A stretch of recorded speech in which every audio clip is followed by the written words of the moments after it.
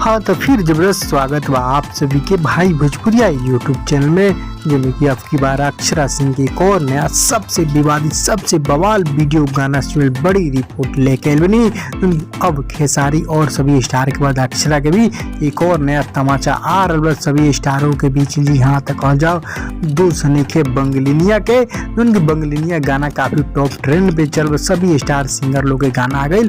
अब बारी बटे अक्षरा के, फिर अक्षरा सिंह वही पुराना मीटिंग कर रहा बड़ा तैयारी उनकी आ रहा बहुत जल्द सबसे ब्लॉकबस्टर सबसे फाड़ू गाना। जी हाँ दो सनी के बंगलिनिया के उन गीत के बोलबा और स्वर के बात कर जाओ सिर्फ अक्षरा सिंह के स्वर। जी हाँ तो सारा कुछ बताया डिटेल साथ पूरा वीडियो अंत तक देखी।